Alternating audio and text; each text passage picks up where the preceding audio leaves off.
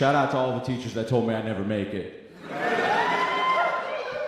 I just like to repeat stuff that rappers say, like that makes me feel good. But my teachers legit did not believe in me. Like I went to a Muslim school, like I went to an Islamic private school, and I told them that I wanted to do comedy and they'd never even heard of that.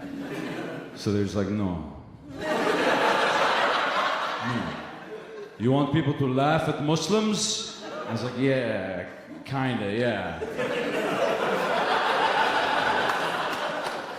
I had another teacher who was also the imam. He was like the religious leader, and he found out that I wanted to do comedy, and he took me aside in like a private moment, and he said, you want to be a funny guy, huh?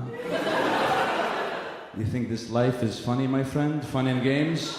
When you see the power of Allah on the day of judgment, brother, you will not be laughing. And I was just like, I'm still gonna do it. It made me want to do it even more so that I could be like all the rappers that I looked up to, you know? Like I did have teachers that did believe in me, but that's not good for my narrative. So I like to just focus. I was listening to a Meek Mill song one time, and in the middle of the song, Meek Mill goes, to the teachers that said I wouldn't make it here, I spend a day with you, make a year. And I heard that and I was like, I'm gonna flex just like that. As soon as I get on. And then I became a comedian, and it's good.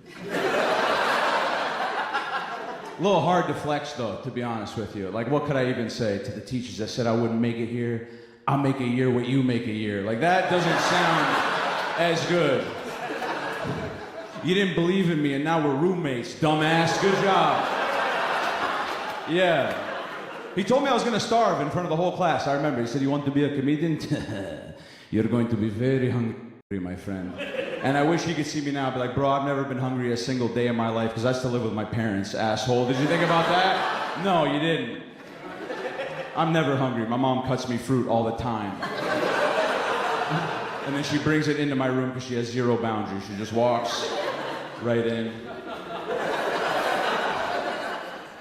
My mom's sick, man. She's a Muslim woman. She wears a hijab. I don't look very Muslim, like just off look, so nobody ever bothers me about it, you know? She wears a hijab. She looks Muslim all the time. One time she told me a story.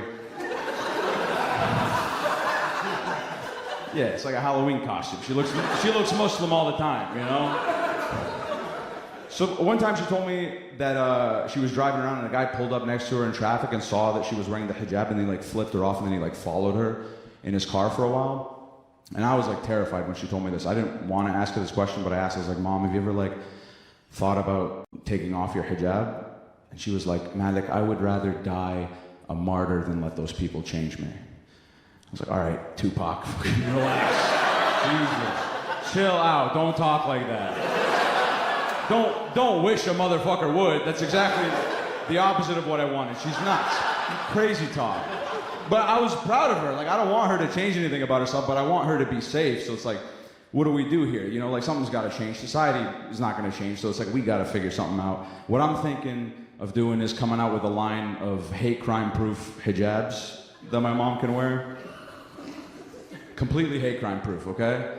First one, I'm thinking standard, just Confederate flag hijab. Because listen, that's gonna short circuit. Nobody's gonna know what to do when they see that. Next time some guy pulls up next to my mom in traffic, he's gonna be like, ugh.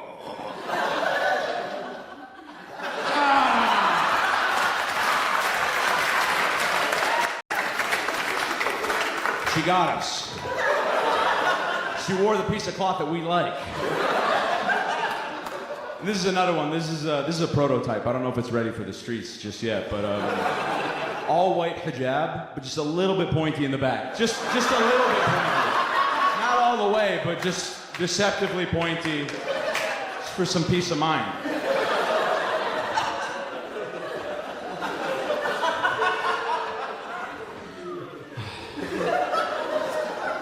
I am looking for peace of mind, man. I've been going to a therapist for 4 years. I think it's a scam. At least I don't have a good therapist. Because I didn't like get referred like by a doctor. Like I just like went online. Like I just like Googled help. Please help. And then it took me to a website, and on the website it was like, write out a list of your problems so we can use that to like match you up And I was like, all right. And I selected anxiety because that's what I was having. And then it was like, write out the anxiety, explain what that feels like so that we can use that to better match you up to somebody. And I was like, it's anxiety, it's not gonna make sense. But I was like, okay, I'm not as good of a Muslim as I was raised to be, but I still feel like a good person, you know? And I feel conflicted because in school, they taught us that everything is written before we're even born. Like all my decisions are made for me. So it's like, am I just doomed to make these mistakes that God wrote for me? Like what if Allah judges me unfairly? And then I submitted that. And then they were like, you should talk to Helen about this. Helen's good for shit like this. She's on top of it, trust me. And I was like, Helen, are you even listening? What is Helen gonna do? You couldn't have brought me like a Dr. Mahmoud El-Shabazz, somebody to just tell me to pray. Brother, your life is haram. Of course you feel terrible. At least he understands.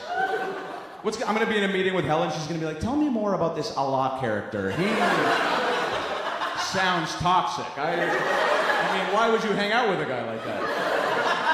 Who is he to judge you? And I'm like, well, he's the only one who can, so.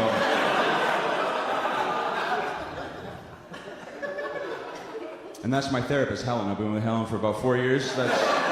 And we get into arguments. Like, I'll fight with Helen because, like, she just tries too much, like, too new age of ideas. It's not practical. This is when I knew, like, I have to find someone else, is when she asked me what my astrological sign was in the middle of a like, my therapist was like, what's your star sign? I was like, Helen, come on. We can't both be mentally ill, you know? It's we're just two crazy people yelling at each other now. We don't need to be in an office. She's like, you're an Aries. And I was like, you're good, Helen. You're good. You can stay.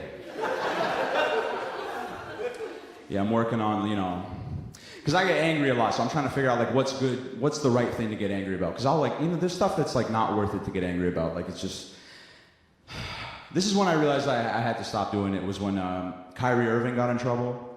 When Kyrie got in trouble, that was big. Because he was, like, my favorite basketball player. He's one of the best basketball players of this generation.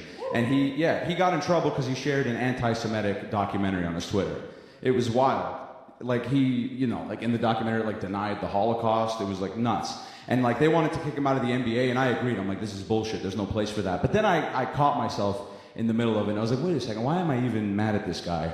A year before this, he said he thought the earth was flat. Like, if a guy tells you that he thinks the earth is flat, don't ask him about the Jews. Like, what are you doing? What did you think he was gonna say? If you walked in on your girlfriend cheating on you, you don't need to be like, let me see your phone. Unlock your phone. I can see. The way this guy's hitting it from the back, you're lying. I can tell. There's no woke flat earthers. There's nobody who's like, the earth is flat, but, you know, I love everybody on it.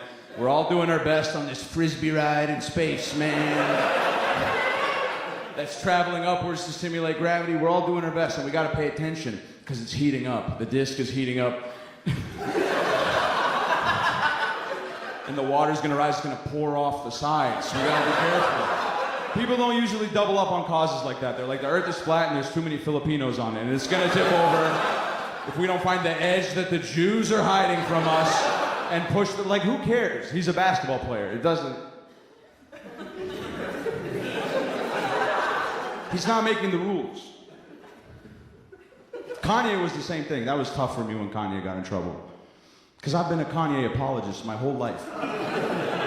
Every time Kanye said something stupid, I was always the guy in the back of the room being like, just wait for the album, bro. Like, you don't get it. He's in the future. You're not an artist. How could you get it? And then he was like, I'm gonna go DEFCON 3 on the Jews. And I was like, this better be a good album. This sounds like the past, yeah, to be honest with you.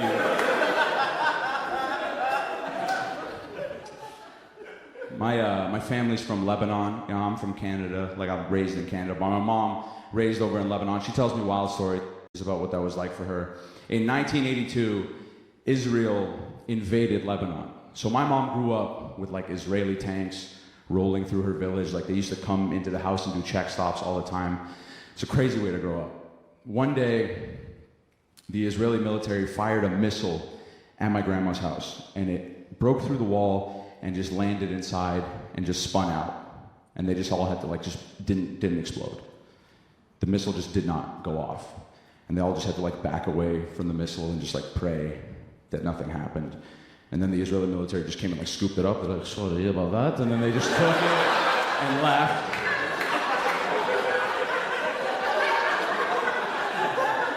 But if that missile went off, I would have never existed. Like my whole family would have been vapor. I wouldn't be here talking to you guys right now. So I still listen to Kanye sometimes, you know?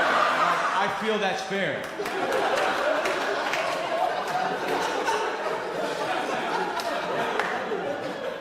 Bro, when I woke up today and saw the news, I was like, my taping.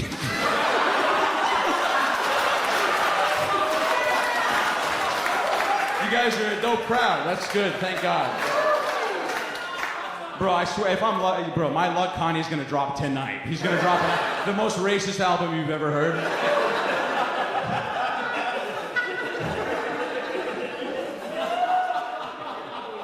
So this is the first year of me doing stand-up where I've gotten to like travel a lot, and it's been very fun. It's a lot of travel. I'm not complaining, but it's a lot. So I'm trying to like figure out how to streamline that experience, because something would always go wrong. I would lose my boarding pass or something, and then I would be in the line fumbling with my email, holding it up. So I started doing this thing where I'd make my phone background my boarding pass just so it'd be easy to scan in real quick. But I also do this thing where sometimes before I come on stages, I make my phone background like a list of my jokes just so it's easy for me to reference, just like 1 or 2 words to remind me, and I forgot to switch it. And I just went to get on the plane. I just showed like a nice lady that works at the airport a list that said Islamic school, prove them all wrong. Bulletproof hijab. My therapist is the crazy one. And Israel payback. And I was just sitting there like, oh, no. I think that stuff's funny. Thank you guys very much.